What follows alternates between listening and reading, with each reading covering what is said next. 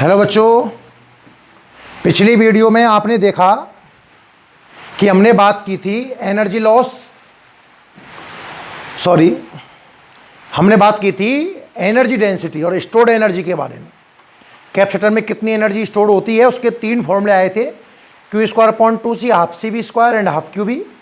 उसके बाद energy density पढ़ी हमने, उसके दो फॉर्मूले आए थे, sigma square upon 2 epsilon not and half epsilon not E square.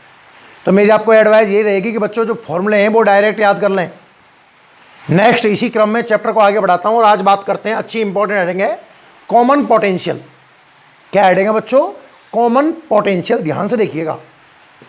आप ऐसा सोचिए कि आपके पास में दो कंडक्टर हैं, कोई first and this is second. इसे हमने नाम दे दिया ए और इसे हमने नाम दिया बी। हाँ या ना? सपोज इनकी कैपेसिटेंस C1 और इसकी कितनी है C2। दो अलग अलग कंडक्टर हैं जिनके नाम हमने अलग अलग कुछ भी मान लिया, जो आपको अच्छा लगे, ए और बी मान लिए। इनकी जो कैपेसिटेंस है वो है बच्चों C1 C2, और क्या मान सकता हूं, इनका चार्ज वो है Q1 Q2, और इनका वोल्टेज जो है V1 और V2, पोटेंशियल। दो अलग अलग कंडक्टर हैं। ये बात है बिफोर कनेक्टिंग।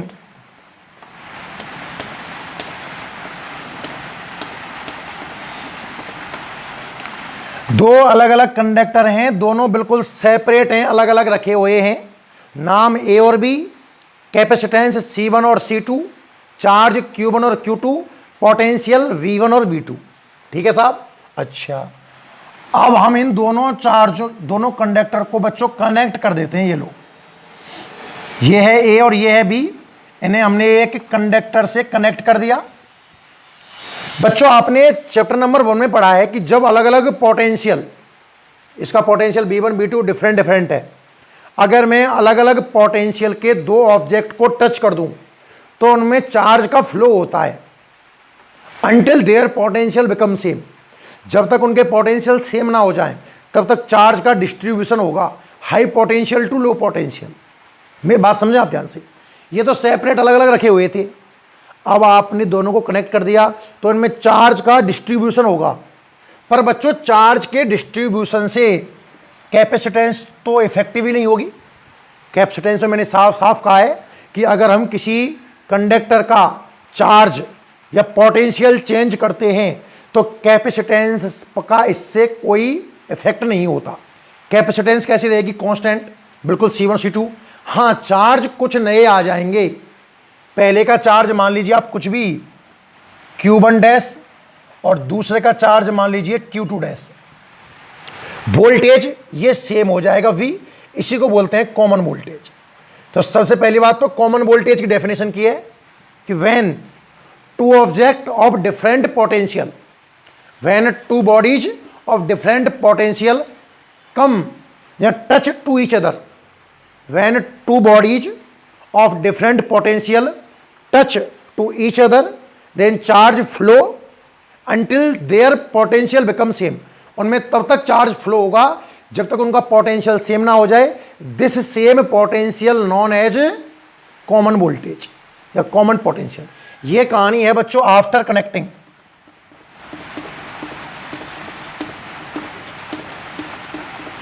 मेरी बात समझ में आई कि नहीं आई, पहले तो ये बताओ आप, क्योंकि यहां तक कहानी समझ में आ गई तो हेडिंग क्लियर है। दोबारा देखें बोर्ड पे अच्छी तरीके से, और जो बात मैं समझाने का प्रयास कर रहा हूं उसके ऊपर फोकस करें। दो आपको अलग अलग कंडक्टर नजर आ रहे हैं, एक का नाम है ए, एक का नाम है बी। पहले का कैपेसिटेंस C1 C2 है before connecting, and after connecting भी ये C1 C2 है। ऐसा क्यों हुआ?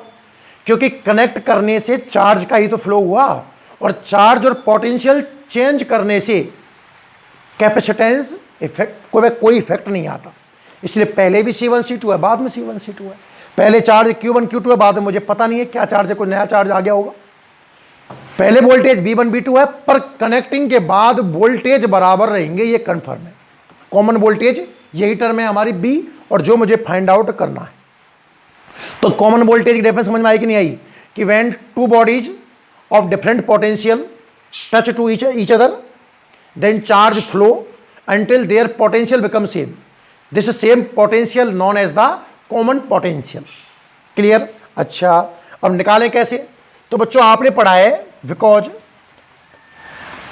जो चार्ज है, चार्ज इज ए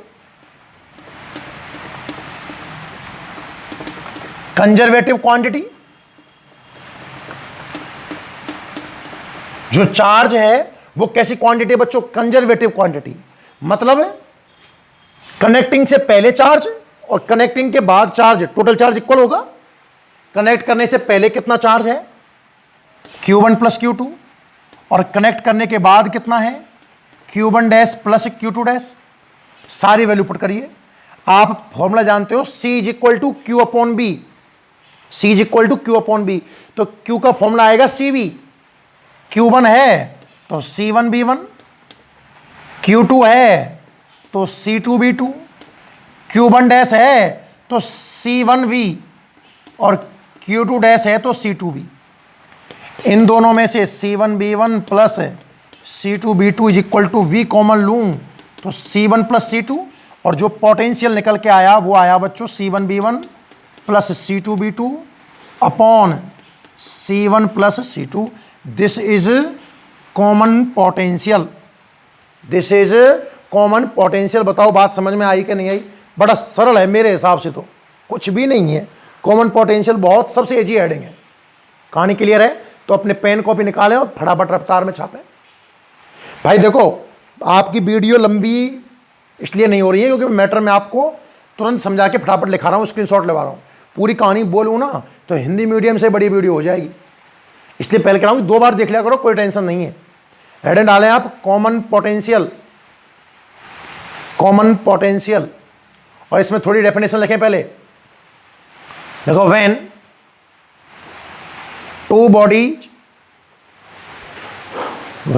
बॉडीज और of different potential touch to each other, when two bodies of different potential, when two bodies of different potential touch to each other, then charge flow until their potential becomes same. When two bodies of different potential touch to each other, then charge flow until their potential becomes same. Charge flow until their potential becomes same.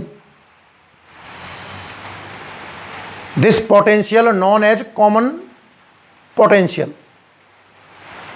This potential known as common potential. बात समझ में आई?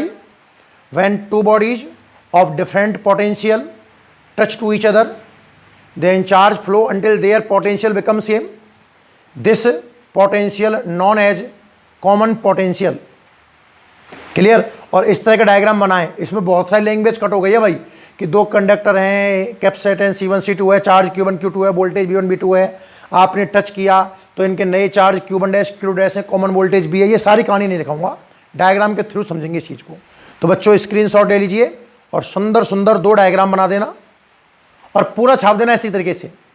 नीचे लिख देना भाई, charge is a conservative quantity. आपने first chapter में पढ़ा है कि चार्ज कंजर्वेटिव है, मतलब कनेक्टिंग से पहले टोटल चार्ज और कनेक्टिंग के बाद टोटल चार्ज कांस्टेंट रहेगा। पहले कितना है Q1 प्लस Q2, बाद में कितना है Q1 dash plus Q2 dash, दोनों को इक्वल किया और हमने कॉमन वोल्टेज निकाल लिया। कितना आया? C1V1 प्लस C2V2 upon C1 plus C2। That's clear एकदम बिल्कुल। चलो नोट कर लो, ये आया हमारा कॉमन वोल्टेज। क्या आया बच्चों? Common voltage. ठीक है, यहीं पर एक छोटी सी हेडिंग और कनेक्ट कर सकते हैं इसी के अंदर। Ratio of charge after connecting conductor, ये वाली हेडिंग भी पूछी जा सकती है कि जब आपने एक कंडक्टर को कनेक्ट कर दिया है तो चार्ज का रेशियो कितना है, चार्ज का रेशियो कितना है। बच्चों कनेक्ट करने के बाद जो चार्ज आए हैं क्या वो Q1 डैश और Q2 डैश हैं, और Q का फॉर्मूला क्या होता है, CV, C is equal to Q upon B, तो Q कितना आता है CV। तो Q1 डैश की बात करूं तो कैपेसिटेंस कितना है C1V, और दूसरे की बात करूं तो C2B, B ने B कैंसिल कर दिया तो Q1 dash upon Q2 dash आएगा बच्चों C1 अपॉन C2। ये भी क्वेश्चन बन सकता है, C1 अपॉन C2, ठीक है ना, नोट करो चलो यहां तक।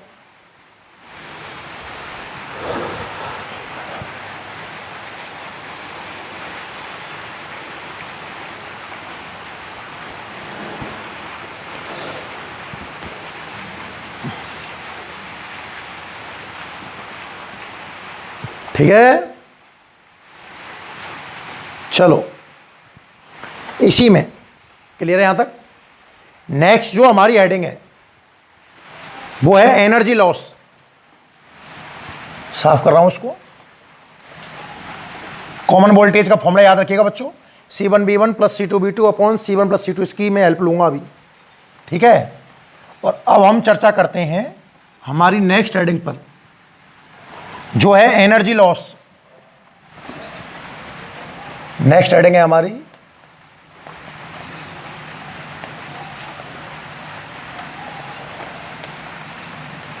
Energy loss. चलो देखते हैं इसकी क्या कहानी है। देखो हमने वही कहानी है अभी थोड़ी देर पहले, दो कंडक्टर लिए, एक का नाम है ए और दूसरे का नाम है बच्चों बी। कैपेसिटेंस हमने ले ली C1 और C2, चार्ज ले लिया Q1 और Q2, पोटेंशियल ले लिया B1 और B2। अब की बार इनकी एनर्जी और मान ली, इसकी एनर्जी U1 और इसकी एनर्जी U2। ये कहानी है बच्चों before connecting, before connecting, connect करने से पहले की कहानी है। फिर आपने इनको कनेक्ट किया, पहला कंडक्टर A, दूसरा conductor B, capacitance C1 C2, charge कुछ नए आ गए Q1 डैश और Q2 डैश, पोटेंशियल सेम हो गया और एनर्जी भी कुछ नई आ गई होगी U1 डैश और U2 डैश। ये बात है बच्चों कब की, आफ्टर कनेक्टिंग की। अब ध्यान सुनने कि एनर्जी लॉस है क्या है, कि जब आपने डिफरेंट पोटेंशियल होना जरूरी है, डिफरेंट पोटेंशियल वाले दो कंडक्टर लिए और उन्हें कनेक्ट किया तो उनमें चार्ज का डिस्ट्रीब्यूशन होगा और इस चार्ज के डिस्ट्रीब्यूशन में एनर्जी की कमी होगी। भाई जब यही सोचिए आप कि आपने दो कंडक्टर लिए फर्स्ट और सेकंड, सपोज इनका जो वोल्टेज है B1 B2 वो डिफरेंट है, तो इनमें चार्ज जैसे मान लो A से B जा रहा है जहां V से A जा रहा है उससे कोई फर्क नहीं पड़ रहा, पर जब चार्ज एक कंडक्टर से दूसरे कंडक्टर की ओर जाएगा ना तो कुछ एनर्जी का लॉस होगा, उसी को हम बोलेंगे एनर्जी लॉस। कि व्हेन, वही लैंग्वेज सेम अभी वाली, कि when two bodies of different potential connect या touch to each other, then charge flow from one body to another body, then some energy loss, this known as the energy loss. अब energy loss का जो formula है delta U मान लो energy loss का symbol, तो loss का मतलब है कि कनेक्टिंग से पहले एनर्जी देख लो कितनी है U1 प्लस U2, और कनेक्टिंग के बाद एनर्जी देख लो कितनी है U1 dash plus U2 dash. इनका डिफरेंट ही तो एनर्जी लॉस होगा। अरे एनर्जी लॉस है, एनर्जी गेन थोड़ी है। एनर्जी गेन पढ़ना होता तो after energy minus before energy निकालता। एनर्जी लॉस है तो पहले कितनी एनर्जी है, कनेक्टिंग से पहले कितनी एनर्जी है U1 प्लस U2, और कनेक्टिंग के बाद कितनी एनर्जी है U1 dash plus U2 dash, दोनों का डिफरेंस निकाल लिया। अच्छा बहुत बढ़िया। अब सवाल पैदा होता है कि फॉर्मूला कौन सा लगाएं साहब, फॉर्मूला कौन सा लगाएं एनर्जी का। एनर्जी के 3 फॉर्मूले पढ़े हम लास्ट क्लास में। Q² / 2C नहीं लिख सकता क्योंकि Q के बारे में सटीक जानकारी नहीं है कि चार्ज कितना है। देखो एक तो इसमें कैपेसिटेंस कांस्टेंट है तो C फॉर्मूले में होना ही चाहिए, तो हाफ Q भी नहीं लगेगा। और एक सटीक जानकारी आपके पास में कॉमन वोल्टेज की है, V की वैल्यू आप जानते हो C1V1 + C2V2 / C1 + C2। तो फॉर्मूला वो लगाइए जो C और B की टर्म में है, और C और B की टर्म में फॉर्मूला क्या है, हाफ CV²। तो ये वाला फॉर्मूला सेट होगा। देखिए कैसे, U1 इसकी एनर्जी चाहिए ना, तो हाफ कैपेसिटेंस कितना है C1, वोल्टेज कितना है B1, तो हाफ C1V1²। इसकी बात करूं तो हाफ C2V2² माइनस इसकी बात करूं तो हाफ C1V² और माइनस इसकी बात करूं तो हाफ C2V²। ये बात समझ में आई सबको? भाई इंपॉर्टेंट बात इसमें फॉर्मूले सिलेक्शन की है कि फॉर्मूला कौन सा लगेगा। तो चूंकि कैपेसिटेंस कांस्टेंट है और जानकारी कॉमन पोटेंशियल की, इसलिए मैंने पहले पढ़ाया कॉमन पोटेंशियल, इसलिए मैंने कौन सा लगाया है, हाफ CV²। अब कैसे सॉल्व करें ले बताओ। देख, energy loss is equal to half, तो इनमें से कॉमन आ गया, ठीक है। क्या बन गया, C1V1² प्लस C2V2² माइनस इन दोनों में से V² हमने कॉमन ले लिया और ये बन जाएगा C1 + C2। सही है। कॉमन वोल्टेज की इसमें वैल्यू जमा दीजिए, delta U is equal to half C1V1² plus C2V2²। Common voltage का फॉर्मूला क्या होता है बच्चों, C1V1 प्लस C2V2 अपॉन C1 + C2, यही तो है। इसका स्क्वायर करना है तो ऊपर का स्क्वायर अलग कर दीजिए और नीचे का स्क्वायर अलग कर दीजिए और मल्टीप्लाई करना है C1 + C2 से। तो देखो एक C1 + C2 से C1 + C2 कट जाएगा, इसके अपॉन में 1 मानो, इसके अपॉन में 1 मानो, और आप इनका एलसीएम लीजिए। 1/2 तो बाहर ही है, इसका पूरे का जब एलसीएम लोगे तो ये आएगा C1 + C2। 1 से डिवाइड करूंगा C1 + C2 बाहर जाएगा और C1 + C2 का यहाँ मल्टीप्लाई करूंगा। पहले C1 का मल्टीप्लाई करके देखूँ तो C1² B1², C2 का मल्टीप्लाई करूं तो C1 C2 B1 का स्क्वायर। 1 C1 + C2 से मल्टीप्लाई करूं, C1 से मल्टीप्लाई करूंगा तो बच्चों आएगा C1 C2 B2 का स्क्वायर।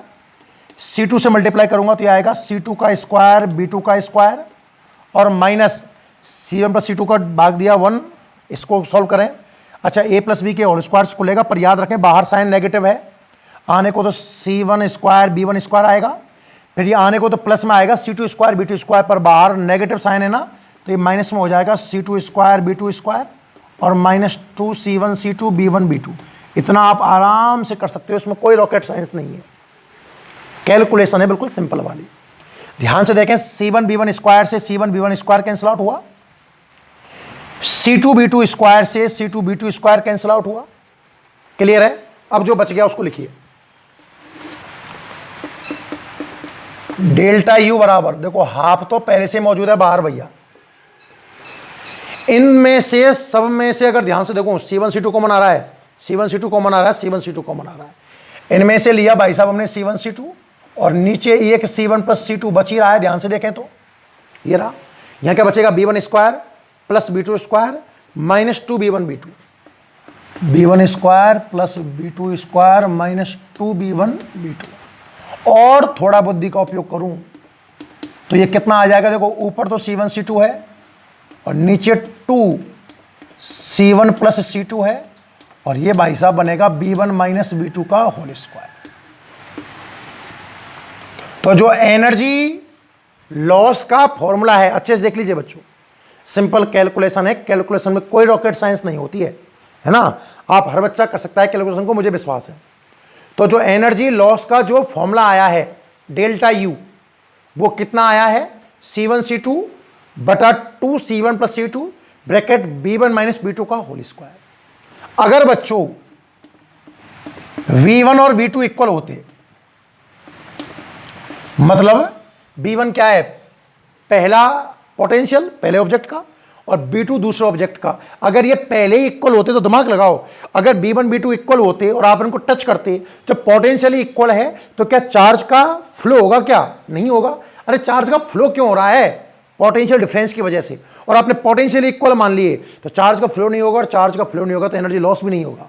यही बात इस फॉर्मूले से समझ में आ रही है। अगर B1 B2 इक्वल है तो क्या जो B1 माइनस B2 है वो जीरो आएगा, और जो एनर्जी लॉस है वो भी कितनी आएगी, जीरो। कहने का मतलब जिन बॉडीज को आप टच कर रहे हो उनके पोटेंशियल अगर सेम है तो जो एनर्जी लॉस आ रहा है वो कितना आएगा बच्चों, जीरो आएगा। कहानी समझ में आई सबको, है ना।